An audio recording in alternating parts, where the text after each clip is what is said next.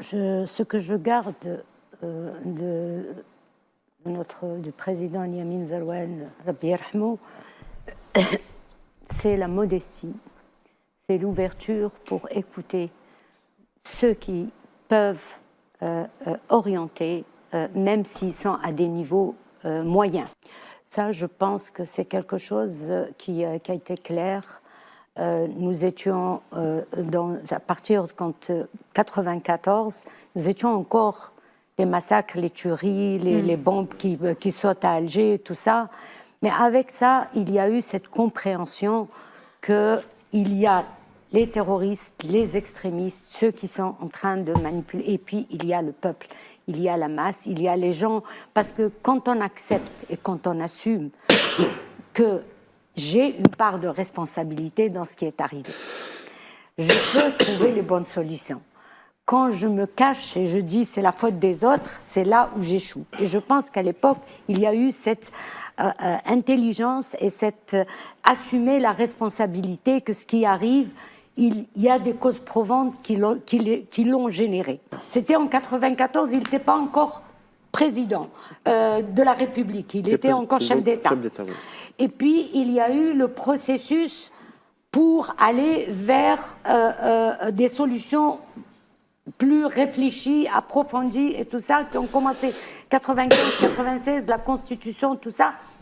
Et comme j'ai dit tout à l'heure, on avait, au début, vous savez, quand le terrorisme a débarqué en Algérie, moi je le dis tout le temps, dans notre législation, on n'avait pas de définition du terrorisme dans la loi pénale algérienne.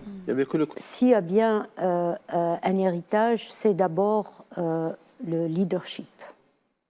Un leadership qui a permis à l'Algérie de faire face à la plus grande menace qu'elle a connue dans les années depuis l'indépendance. Un leadership qui a permis à l'Algérie, dans ce contexte extrêmement difficile, de construire l'alternance, le multipartisme. C'est pas rien tout ça. Consolider ces choses pendant que vous êtes face à une situation extrêmement difficile, et c'est un militaire qui vient, ministre de la Défense, toute une carrière militaire depuis l'âge de 16 ans, qui entame ce processus parce que c'est ça le leadership, c'est que j'ai compris les erreurs et donc je construis la consolidation et le fait que le peuple aujourd'hui sort et lui rend hommage, c'est parce qu'ils ont senti leur implication. C'est ça qui est important, parce que vous savez, il y a ce qu'on appelle la raison sociale, où chacun intègre. On peut raconter toutes les histoires, mais chacun, dans son fort intérieur, il intègre les choses qui se sont réellement passées. Petit garçon, des brûlures de cigarettes et des trous causés par des objets contondants. Ces crimes ignobles ont été commis par les soldats sionistes qui ont interpellé Jawed et son papa à Raza. C'est l'entité sioniste, c'est une entité sans foi ni loi, c'est une entité qui ne reconnaît pas le droit le plus élémentaire, à savoir le droit de la vie, encore moins la petite enfance.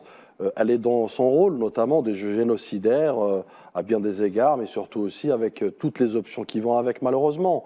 C'est vrai qu'habituellement, on n'a pas la possibilité de documenter, puisque les enfants sont malheureusement déchiquetés, sont bombardés. Aujourd'hui, nous avons là la preuve d'une tragédie d'abord qui se trame aux yeux et au vu du monde entier, notamment y compris de l'ONU, et la protection de l'enfance, mais surtout aussi un drame dans lequel nous restons impuissants, puisque, encore une fois, l'entité sioniste, au moment où on parle, elle continue à bombarder malgré un pseudo cessez-le-feu.